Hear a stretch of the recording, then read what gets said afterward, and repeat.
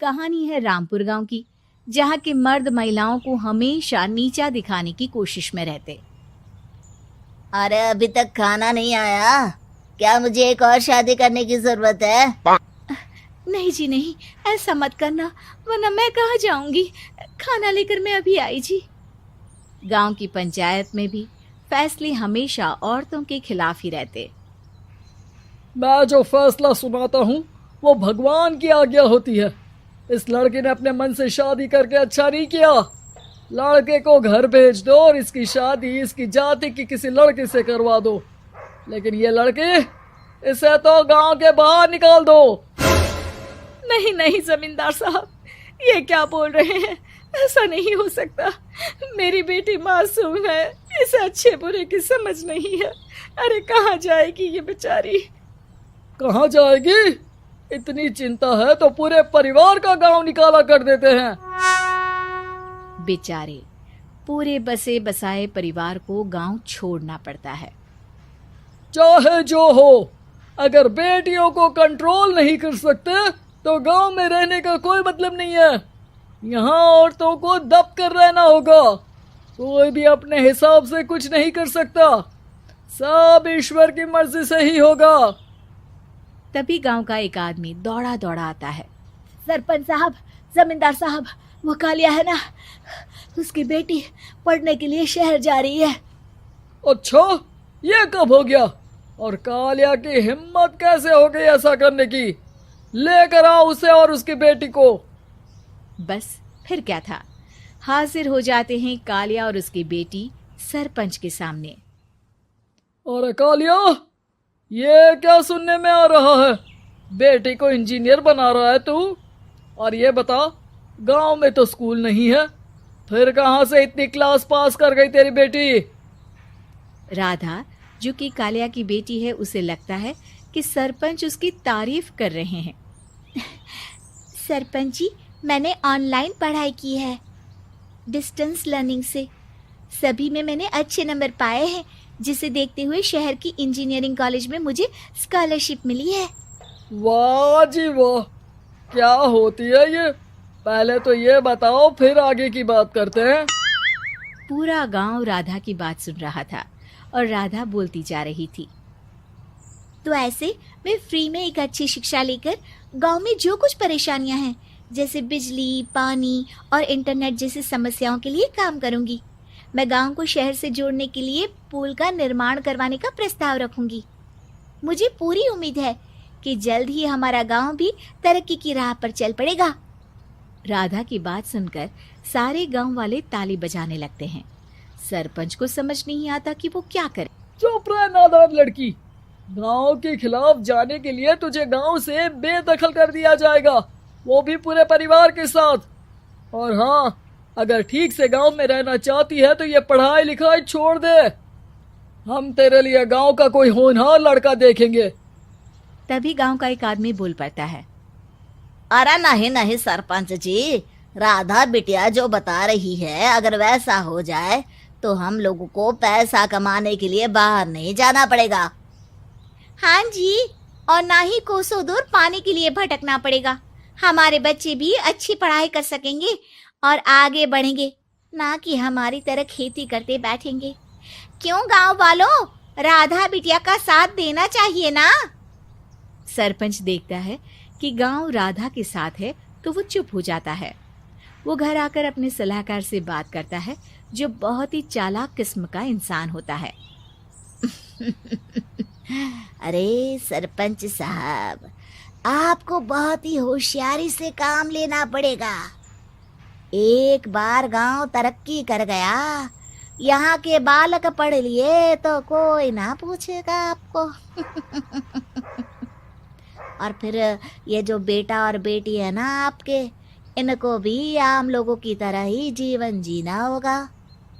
हाँ, लेकिन करे तो क्या करे? वो ना आप मुझ पर छोड़ दीजिए, बस मैं जैसा बोलूं करते जाइए। अगले रोज सुबह जब गांव वाले सोकर उठते हैं तो राधा के घर के बाहर और साथ ही वो लोग जिन्होंने राधा का सपोर्ट किया था, उनके घर के आगे लाल रंग से कल आऊंगी लिखा होता है। कल आऊंगी, यह क्या होता है?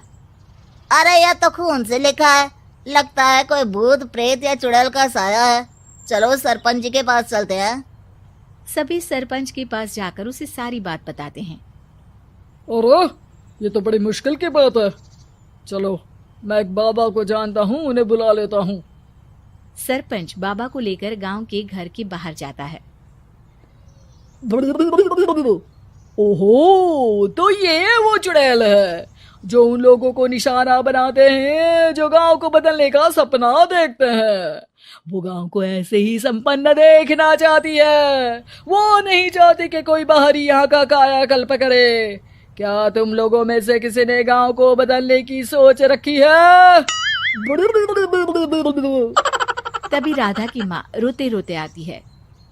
मेरी राधा घर से गायब हो गई है। अरे कोई तो बचाओ, मेरी बच्ची कहाँ गई?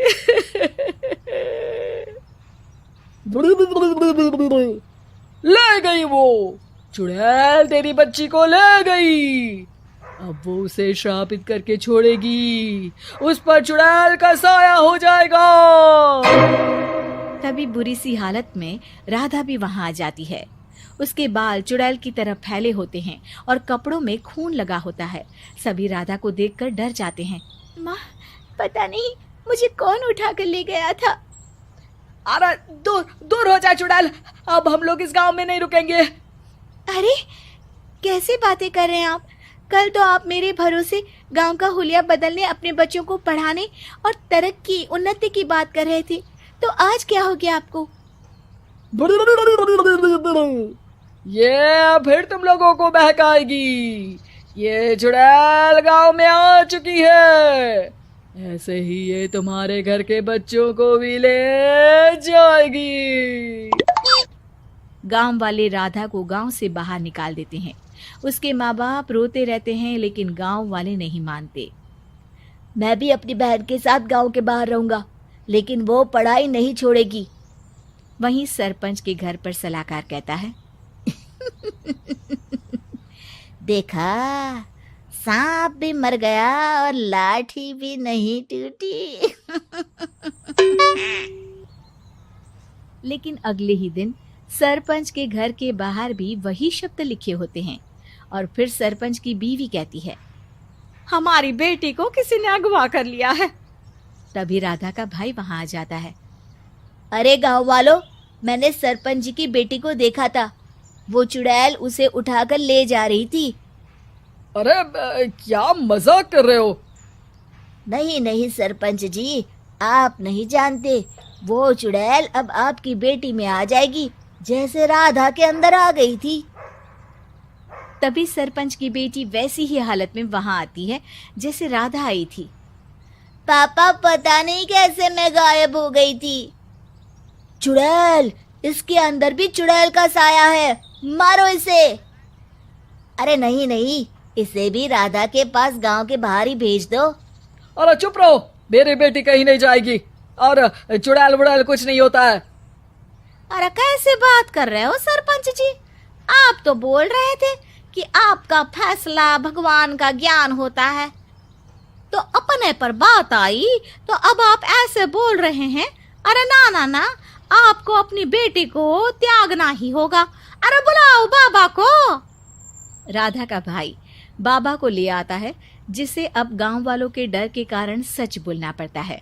मैं कोई बाबा नहीं हूँ, मैं तो मोची था। ये सलाहकार महोदय ने मुझे कहा था एक्टिंग करने को। अब वो मुझे पैसे देने वाले हैं। अब मुझे माफ कर दो। गलती हो गई, मुझे माफ कर दो। तभी वहां राधा आ जाती है। देखा सरपंच जी, जब गांव के बच्चे साक्षर होंगे तो आप जैसे लोगों की चालाकी नहीं चलेगी।